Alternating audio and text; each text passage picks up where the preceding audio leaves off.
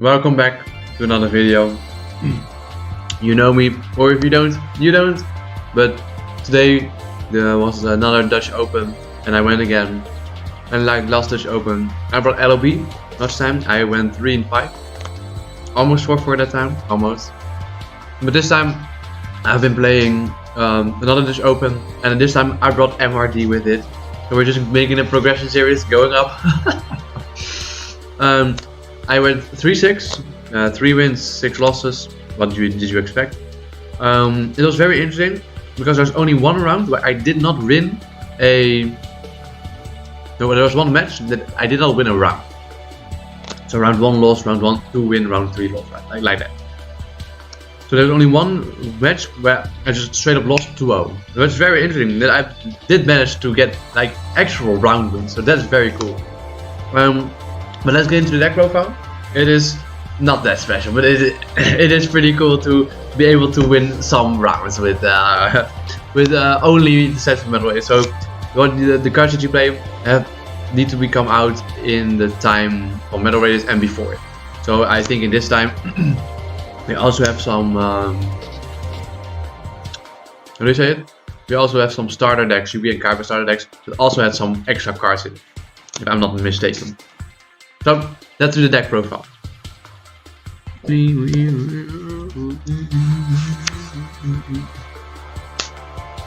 So first for monsters, I played 3 Jiragumo. Jiragumo is just the strongest card. 2200. His effect isn't even a downside for this deck because you play some extra cards. So it doesn't have to be, but you're always on low life. Next monster is Dark Elf or Donker Elf, because some are just German, I don't know why. Some cards are just German. I'm not even German, but some cards are okay. Dark Elf is the second highest attack monster. If you want to attack with her, you have to pay 1000 life points. If your opponent negates it, sure. It is not an effect that you can negate. There was a funny play that I made. I equipped Megamorph on her, so she became 4000 because my life points were already lower. I attacked over the Baron, then Dark Hole his whole field, and then set Mirror Force pass. Mirror Force him on his turn, and then of course I lost, but it is a funny play. It is something that happens, you know. Thanks to this card, it was available too, because you can also pay 1000. You can equip Megamorph, Battle Phase, attack, pay 1000 life points, and become under your opponent's life. That happened. 3/7 colored fish. No, thank you. I think I would just play 2 of these because I just see them way too much. But it's just like a beater. It's like a beater. Nothing special. I played 3 blue ring crown. Same as the 7 colored fish. Just play 2. There is no reason to play 3. It's just way too much of a brick. And I actually saw them all 3 in one game. Okay. No, thank you. But it can be a bit better than Dark Elf because sometimes you like so too low that you cannot even attack, or you don't want to attack because you don't want you still want that action to be open to attack with Dark Elf. And then the last monsters are actually 2 Hain. I buffed it up from 1 to 2. I think Hain is a very strong card. I love it at 2. You play a bit more slow than normal, so being able in the damage step to send a card back to hand, the effect cannot be negated. The activation can, but the effect can't. So that's very good. That's very cool. Good card. Yes. Power spells. 3 Raigeki because you go second, you destroy the board, and yes, people didn't like to see this card used against them. Next one is the magic card Dark Hole. They actually say magic card, so that's pretty cool. It's just the same as Raigeki, right? But a bit worse. Because in the Dark Elf play, I play Dark Elf, attack over Baron, activate Dark Hole, destroy the whole field, so also my board. I rather had a Raigeki, but sometimes it's the luck of the draw, you know. 3 Fissures, you can play 2, but there are way too less of good cards to play instead of this card. So just play 3. A lot of more destruction. That doesn't really have a big downside. Because the next one is Tribute to the Doomed. This is either the best removal in your hand or the worst removal, because this deck plays on how many cards do you have and how many cards will you have at the end of it. At the end of your turn, and how much cards or advantages will your opponent have, because that's how you need to play this deck. You play this only in advantages, because every deck has so many advantages above you. You probably never win, but like I said, a lot of round wins is better than no win at all. This card discards a card and then target one that destroys the targeted card. So some cards like MRD or the deck that has that MRD card, I just don't know the name. I always forgot it. Horus, thank you. They cannot be destroyed by non-targeted card effects, so this card just outs that effect. Play 3 Swords of Revealing Lights. This card is amazing. This card is actually the the best card in my deck. Because people have to use a lot of resources to get rid of this card, or they have to go into a line that is just not that great for it to work for them. Or sometimes, well, there was like a time that it just took them so many turns to get rid of this card. So I drew 3 extra cards, and if you draw a Raigeki and or a Dark Hole that can destroy their field, it feels way better. Then for the equip cards, I played 2 stim packs. Buff your card up to 7. Yeah, just buff your card up to 7, and that's just 7 on attack. Nothing that bad. Pretty good. Every standby phase you lose 200 attack. 200. Your monster loses 200 attack. But to be fair, what do you expect? Do you think that card will actually be in the standby phase? For your own standby phase? No, of course not. And then the last one is Megamorph. Just the equipped monster gains, it doubles its attack or it halves its attack, depending on your life points. So if my life points are higher, that monster is halved, and if your life points are lower, that card is buffed. So it's that easy.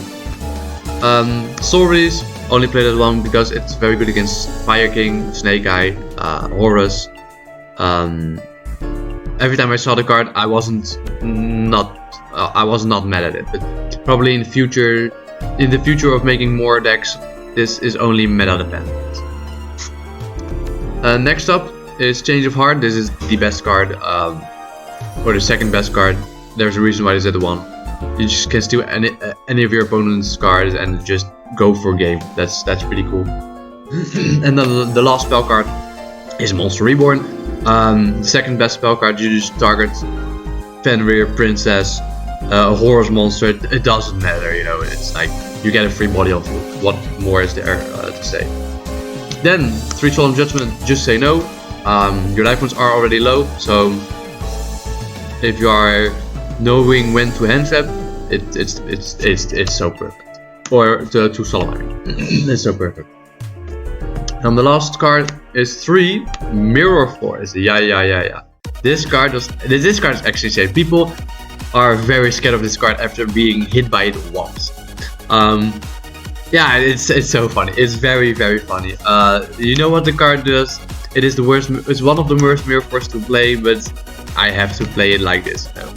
So this was a 40 card deck. You don't want to play anymore because you need to find your consistency.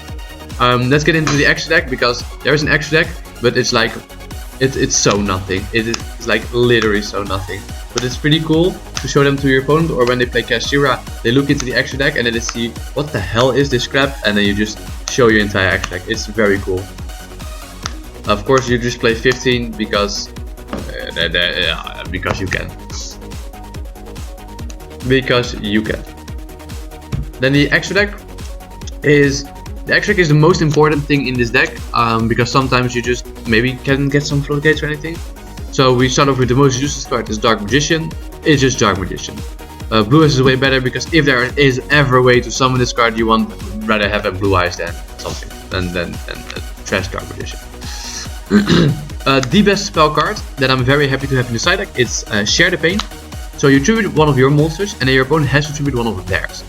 This card is not tributed for an effect, so they have to tribute everything. So if they build a tower, and only the tower, you can just normal summon, activate, Share the Pain, tribute a monster, and then it's GG for them. It's just very good for me that this came out in Metal Raiders. Time cards, never sighted into them, never needed to use them, but they're time cards. There's literally nothing to say about it. This came out in Metal Raiders, then the starter decks. Very cool. The most important are the trap cards. Trap Pull is just a card you can play. It is trash. I'd rather not see it, but I can't wait for Bottomless. I just cannot wait for Bottomless. The card I cited in always, Magic Jammer. Even if you go second, you just break their board, stop their plays, try to go for game. That's how it works. Discard and then negate the activation of a spell card. It's that easy. It's that crazy. Nothing that special, but it's just very much needed. Next up, the card I wish I didn't play in the static, but there is just not space for any good cards. It's 7 Tools of the Bandit. It just negates the activation of the trap card by paying 1000 life points. It's something if I played against Lab, but I never played against Lab, so I never needed this beautiful Secret Rares 7 Tools of the Bandit, but it is what it is. And then for the last cards, it is amazing. It is my favorite card. It is Fake Trap. This is such a useless card. But it is back row protection, so if you play it, you can protect your trap cards. That's it. There's nothing much more. So this was the deck that I played. It was just very fun. My opponents had a lot of fun. They were only smiling, enjoying the time. It was crazy. So my matchup were first I got a no-show, so I got the first win. So I was hoping that I could get the second round to feature match, because we had a feature match at the show. But it wasn't the time of day for me to get the feature match. But it is what it is. No, don't be sad. Life is life. Lost round 2 against a Vanadium player. He just got everything, of course, and I just drew too many monsters. I just hate seeing monsters, and I hate seeing not monsters. So just look for the right ratio. So you have to play around with it a bit. Round 3, I also lost. But against what? Against? I don't know anymore. Oops, I probably lost. Round 4. Round 4, I played against a player I played before at the last Dutch Open.